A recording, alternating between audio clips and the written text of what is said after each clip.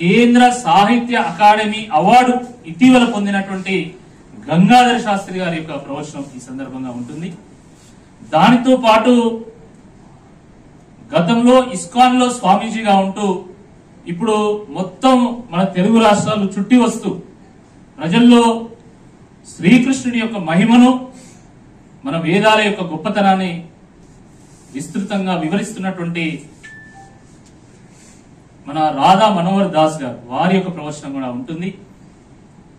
కన్నుల పండుగలాగా జరిగేటువంటి శివపార్వతుల కళ్యాణం ఉంటుంది. మధ్యరాత్రి లింగోద్భవ సమయంలో కాశీలో ఏ విధంగా అయితే సప్తహారతి ఇస్తారో అదే రకమైనటువంటి సప్తహారతి ఈ ఓరుగల్లును కనువిందులు చేయనున్నది. దాని తర్వాత ఇది ఒక గొప్ప సాంస్కృతిక రాజధాని కాబట్టి, జానపదాలకు పుట్టినిల్లు కాబట్టి ఆ యొక్క సాంస్కృతిక వైభవాన్ని చాటే విధంగా అద్భుతమైనటువంటి సాంస్కృతిక కార్యక్రమాలు కూడా నిర్వహిస్తున్నాం.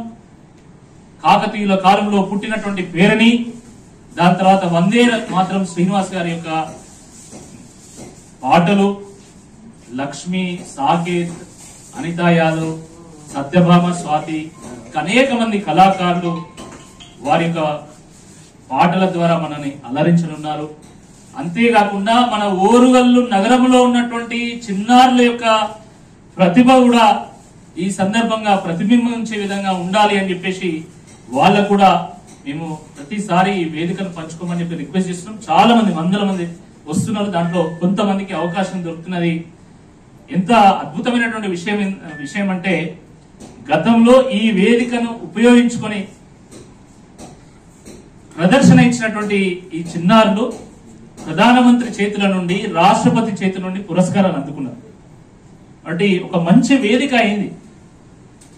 అంటే ఈ సందర్భంగా ఈసారి కూడా చిన్నారుల యొక్క ప్రదర్శనలు ఉంటాయి, దేశభక్తి గేయాలు ఉంటాయి, వివేకానంద విద్యా కేంద్రం పిల్లల యొక్క జాతీయ గీతాలు, సో అద్భుతమైనటువంటి ప్రదర్శనలు కూడా ఉంటాయి. కాబట్టి ఇది సాయంకాలం 5:30కు ప్రారంభమై తెల్లవారుజామున 4 గంటల వరకు కొనసాగుతుంది. 5:30కు శివపార్వతి కళ్యాణంతో ప్రారంభమవుతుంది.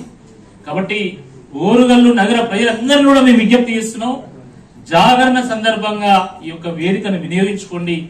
ముఖ్యంగా తప్పకుండా పిల్లల్ని తీసుకురండి, మీ ఫ్యామిలీస్, మీ మిత్రులు, మీ గ్రామానికి సంబంధించినటువంటి వాళ్ళు, మీ ప్రొఫెషన్ సంబంధించినటువంటి వాళ్ళందరినీ కూడా ఇన్వైట్ చేయాల్సిందిగా ఈ సందర్భంగా నేను విజ్ఞప్తి చేస్తున్నా. సమస్య లేని ఇల్లు ఉండదు, పరిష్కారం లేని సమస్య ఉండదు. బంధాలు గొప్పవి, బాధలు చిన్నవి.